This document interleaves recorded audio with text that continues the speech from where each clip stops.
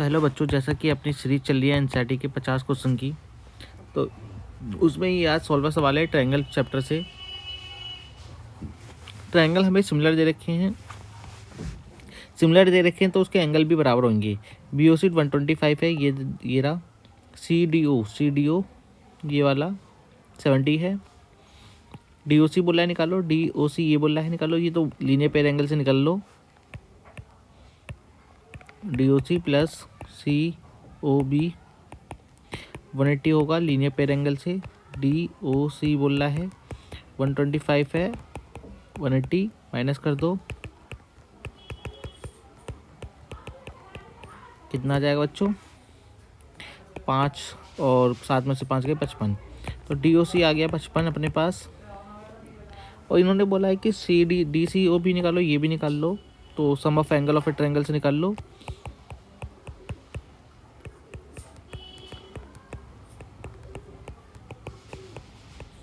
Some of angle of a triangle ये हम पे 55 आया है, ये हमें गिवन है CDO 70, और ये हम निकाल लेंगे 180 माइनस करके 5 7 5 12 का 125 माइनस करोगे कितना आएगा? 5 आएगा, और 7 में से 5 गए 5 55, ये भी आ जाएगा। बोल रहा है कि OAB निकालो, OAB। अब एंगल हमारे सिमिलर थे तो उस कॉरेस्पॉन्डिंग एंगल बराबर होंगे, यानी कि A बराबर किसके आएगा, किसके बराबर जा रहा है? ये जा रहा है C वाले के, तो ये भी 55 आ जाएगा। OCA बराबर OAB, क्योंकि ट्रायंगल हमारे सिमिलर हैं। तो OCA कितना आया है? OCA या OCO OCD कितना है अपने पास? OCD जैसे D बोलो, कितना है OCD अपने पास है? 55, तो 55 आएगा ये भी।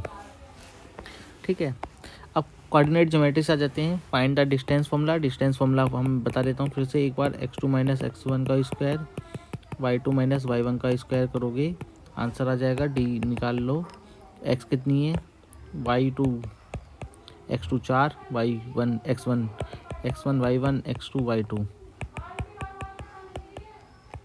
कितना आ जाएगा? 2 का स्क्वायर माइनस 2 का स्क्वायर, ये हो जाएगा 4, ये हो जाएगा 4 16 8, बाहर निकालोगे 2, ये हो जाएगा अपना डिस्टेंस, क्योंकि r के प्राइम फैक्टराइजेशन करोगे तो ये बाहर निकल सकता है, 1 बच जाएगा। ठीक है बच्चों, find the point of x axis पे पॉइंट बताना है which is equidistance from the इन पॉइंटों से बराबर हो। तो बच्चों x एक्सिस पे जो पॉइंट होगा, हम सबको पता है x एक्सिस पे पॉइंट कोई भी होगा तो उसकी y की वैल्यू 0 रहेगी हमेशा। ठीक है, तो मैं इसे P पॉइंट मान लेता हूँ, इसे A मान लेता हूँ, इसे B मान लेता हूँ।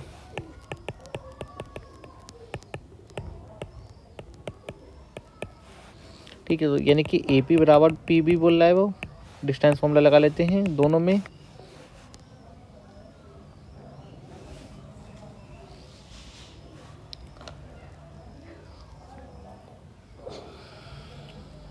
डिस्टेंस फॉर्मूला लगाने के बाद मुझे क्या मिलता है? x माइनस 2 0 और 0 माइनस 5, यानी कि प्लस का बन जाएगा ये। और इधर मुझे मिलेगा x माइनस 2, यानी कि प्लस का बन जाएगा ये, और ये बन जाएगा 0 माइनस 9। ठीक है, अंडर रूट से अंडर रूट काट दो,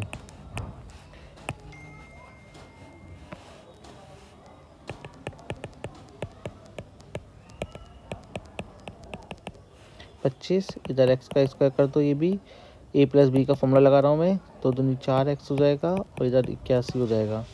4x से 4x नहीं कटेगा, 4 से 4 कट जाएगा, काट दो।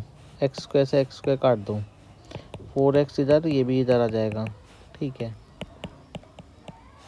माइनस का 8x हो गया। इसे सॉल्व करते हो आप, कितना मिलेगा? 11 में से 5 गए 6, और 7 में से 5 गए 56। तो x की वैल्यू चाहिए 56 अपन में -8 कर दो, 7 बार में गया माइनस का 7, यानी कि x की वैल्यू -7 आ गई। ये हमारा आंसर आ जाएगा। अच्छा पॉइंट बोल रहा था तो x माइनस 0 लिख देना। आप एनसीईआरटी का सवाल चेक कर सकते हो। Find the coordinate of the point which is divide the joint of the ratio में डिवाइड करता है, उसके पॉइंट बताने हैं। तो बच्चों ये हमारा कोई पॉइंट है, इन दोनों को जोड़ने वाली P कोई लाइन पॉइंट होगा जिसके कैपिटल X और Y होते हैं। ये 2,3 रेशियो में डिवाइड कर रहा है, तो X की वैल्यू जो होगी वो M1 प्लस और M1 की गुना X2 से कर दो, M2 की गुना X1 से कर दो। और इसी प्रकार Y की गुना करने के लिए, Y की निकालने के लिए Y1 प्लस Y2 कर दो, Y1 की गुना कर दो Y2 से, और M1 की गुना Y2 से, M2 की गुना Y1 से कर दो। 2 3 5 और 2 की गुना करनी है मुझे 4 से, और 3 की गुना करनी है -1 से। 5 इधर, 5 कट जाएगा, 1 आ जाएगा। Y की गुना करनी है 2 3 5 और इसकी गुना कर दो 4 की, 2 की गुना कर दो -3 से, और इसकी कर दो 7 से।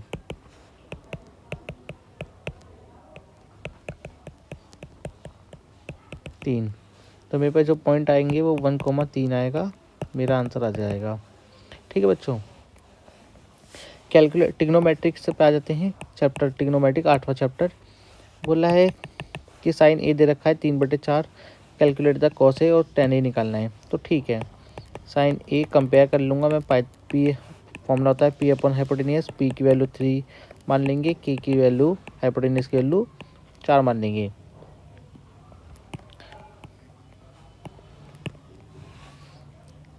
ये मान लेते हैं यहाँ पर होगा। पाइथागोरस लगाते हैं।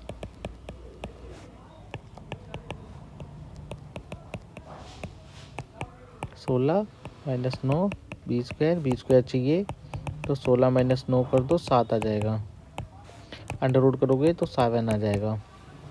ठीक है, अंडर रूट 7 आ जाएगा। अब मुझे कॉस ए निकालना है, तो बेस अपॉन हाइपोटेनियस होता है अंडर रूट 7/4, और tan ए निकालना है तो वो होता है B, P upon B. P कितना अपने पास, पी है 3 और अंडर रूट 7, तो ये अपने आंसर आ जाएंगे। Find T P minus cot R. ठीक है, T P minus cot R. अच्छा, जैसे बच्चों आपको पता है tan थीटा का फॉर्मूला क्या होता है, परपेंडिकुलर अपॉन बेस। बेस मेरे पास इसमें है नहीं, अगर थीटा यहाँ पे मान लूँगा तब भी नहीं है। ठीक है, मुझे लाना तो पड़ेगा ही।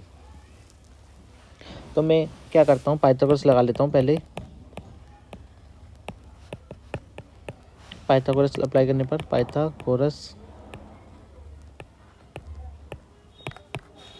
h कितनी है 13, p कितनी है 12, बेस पता नहीं है। 169 144 प्लस बी स्क्वायर। बी की वैल्यू लाने के लिए 169 माइनस 144 करोगे 25 आएगा। अंडर रूट बोथ साइड करोगे, बी की वैल्यू आपको मिलेगी 5। ठीक है, अब tan p minus cot R लिखना है। tan p minus cot R लिख लेना। अच्छा, फॉर्मूला के हिसाब से tan p इसके लिए परपेंडिकुलर ये हो जाएगा और बेस ये हो जाएगी, तो इसकी वैल्यू 5 आई है, तो 5/12 हो जाएगा।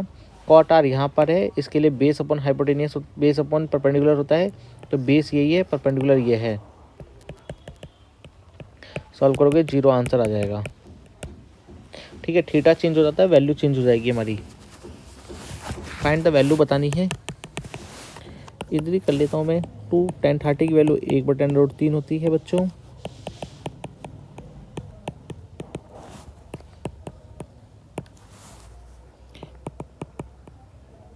एलसीएम ले लूँगा मैं।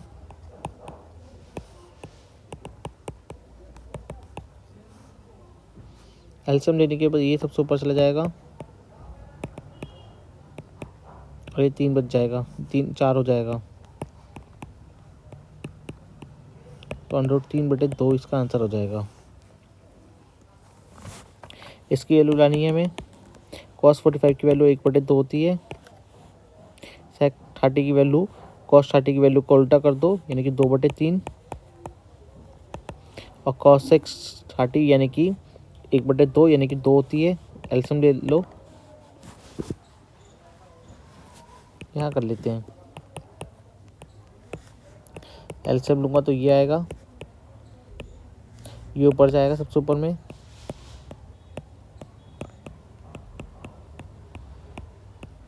दो कॉमन लेना है, दो कॉमन ले लो, आंसर आ जाएगा आपका। ये अंदर करना है, अंदर कर दो।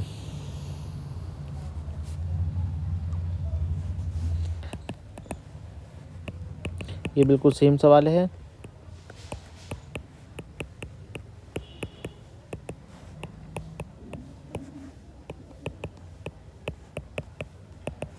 एलसीएम लोगे,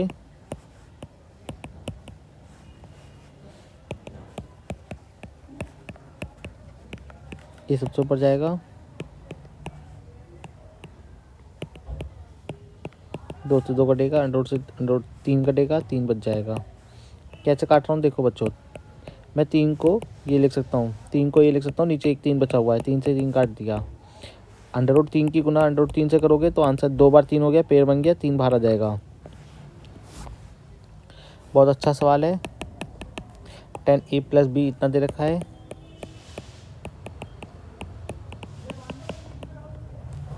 और 10a - b आपको ये दे रखा है। कितनी वैल्यू होती है ये लिख लो सबसे पहले। ये होती है 1030 की वैल्यू, और ये होती है, कुछ मिसिंग हो गई है सवाल में, मैं देख लेता हूँ एक बार। ये भी 30 आ रहा है तो ऐसा नहीं हो सकता।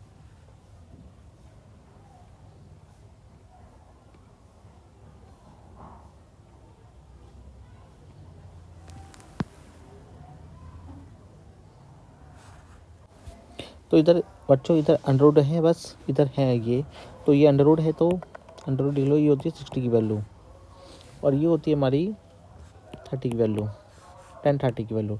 10 से 10 हटा दो तो a + b बन गया आपके पास 60 डिग्री, a - b बन गया आपके पास 30 डिग्री। जोड़ दो,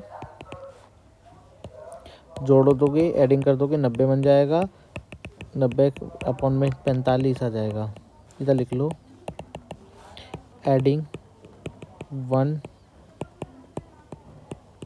and 2, एडिंग लिखा है मैंने, ये एडिंग 1 and 2 को जोड़ोगे तो a की वैल्यू 45, 14 फर्स्ट में रख दो, 45 + a b 60, b की वैल्यू चाहिए आप लोगों को, 60 - 45 करोगे कितना आएगा, 15। ठीक है, आगे बढ़ते हैं। बड़ा ज़बरदस्त सवाल है, प्रूफ डेट का, यही पेपर में आता है। LHS उठा लो इसमें,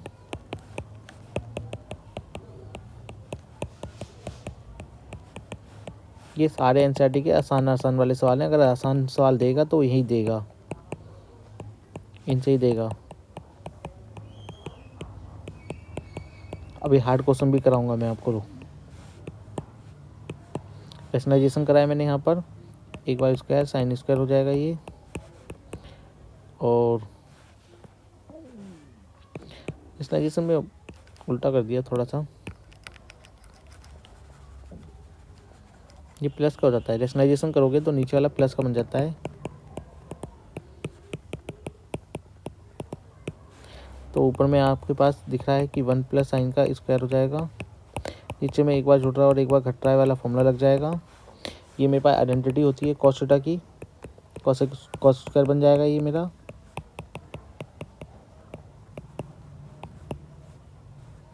अभी इधर तक, अब मैं क्या करूँगा, अपना ब्रैकेट जो है ना स्क्वायर, वो दो एक बार लगा लूँगा, दोनों पे लगा लिया, स्क्वायर से रूट कट जाएगा, तो 1 एलसीएम बैक ले लूँगा मैं। एलसीएम बैक यानी कि दोनों के पास एलसीएम दे दूँगा, नीचे में 1/cos बन जाएगा sec a, और sin/cos बन जाएगा tan a। मेरी RHS आ गई।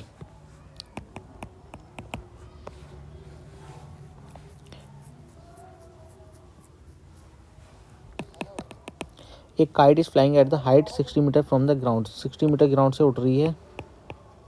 ये काइट है मेरी, string is attach to the kite is temporarily tied to the point A ground, एक पॉइंट से बांध दी गई है जो कि इंक्लिनेशन हो रहा है, string of the ground 60 degree का एंगल बना रहा है। बोला है कि find the length of string assuming the no slack in the string, कोई भी नोड नहीं है यहाँ पर। ठीक है, ये वाला फॉर्मूला ये मुझे बोल रहा है निकालो, तो मुझे बस परपेंडिकुलर दे रखे हैं और हाइपोटेन्यूज मुझे निकालनी है, यानी कि यही है। साइन थीटा का फॉर्मूला लगाऊंगा, साइन 60 का मैं डायरेक्ट लिख रहा हूँ, तुम बच्चे गिवन लिख के करना। 60 मीटर एच मुझे पता नहीं है, इसकी वैल्यू होती है √3/2। सॉल्व करता हूँ हाइपोटेन्यूज के लिए, 120 √3 हो जाएगी। रैशनलाइजेशन कर दूंगा यहाँ पर मैं बच्चों, रैशनलाइजेशन कर रहा हूँ मैं यहाँ पर। नीचे हो जाएगा 3 ये काट देगा 40, तो 40 √3 मेरा आंसर आ जाएगा। ठीक है बच्चों, सर्कल चैप्टर से एक ज़बरदस्त सवाल निकल के आ रहा है। Length of the tangent from the point A. तो एक पॉइंट है,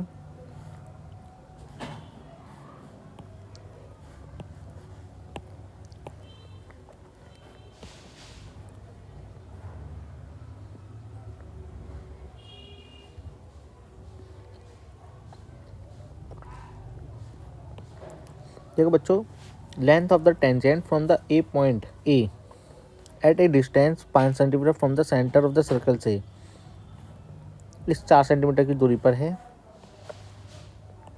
यानी कि आपको बोला है ये 5 सेंटीमीटर की, ये 4 सेंटीमीटर की। ठीक है, find the radius of the circle. Length of the tangent from A point ए से, जो कि एट डिस्टेंस है 5 सेंटीमीटर फ्रॉम द सेंटर से इस 4 सेंटीमीटर की दूरी पर है। यानी कि ये जो पॉइंट था ये 4 सेंटीमीटर की दूरी पर था, जो वो पॉइंट 5 सेंटीमीटर की दूरी पर है सेंटर से। तो हमें पता है रेडियस जो होती है वो टेंजेंट पे क्या बनाती है, परपेंडिकुलर बनाती है बच्चों। तो पाइथागोरस अप्लाई कर लो यहाँ पर भी, यानी कि ओ ए का जो स्क्वायर होगा वो ओ बी के स्क्वायर के प्लस ए बी के स्क्वायर के बराबर होगा। ये 5 का स्क्वायर ये दे नहीं रखा, ये 4 का स्क्वायर 25 जो 16 हो जाएगा, ये 16 हो जाएगा। 16 - 25 करोगे कितना आएगा 9, अंडर रूट बोथ साइड कर दो, ओ बी की वैल्यू आपके पास 3 सेंटीमीटर आ जाएगी। एक और ज़बरदस्त सवाल निकल के आ रहा है एरिया रिलेटेड सर्कल से, इजी क्वेश्चन के लिए बहुत अच्छा सवाल है। Find the area of the quadrant बताना है। सरकमफ्रेम दे रखी है, सरकमफ्रेंस या सरकमफ्रेम कह दो। तो 2πr दे रखी है 22 सेंटीमीटर। आर की वैल्यू यहाँ से निकालनी है हमें।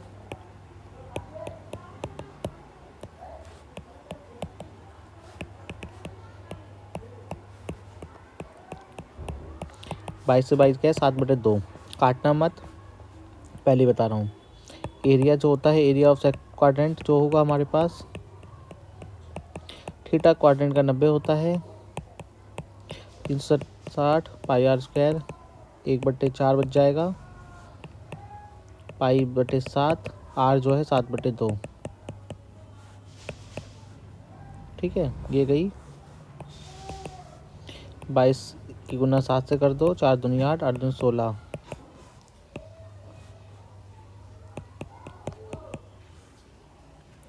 दो से काटोगे तो 7 और 7 मिल जाएगा 77 या 8। ये आपका मिड पॉइंट में लाना है तो पॉइंट में लिख दो, मिक्स फ्रैक्शन में लिखना है मिक्स फ्रैक्शन में लिख देना, आंसर आ जाएगा। Find the probability of chapter से पीई दे रखी है बच्चों 0.05।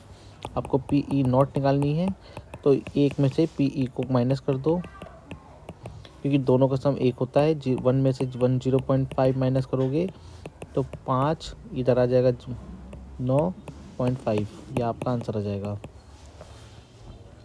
एक डाइस थ्रो करा गया है। Find the probability of getting a prime number. Prime number जो होते हैं बच्चों किसी डाइस पर वो होते हैं हमारे पास केवल 2, 3, 5, और प्राइम नंबर की प्रोबेबिलिटी निकालनी है।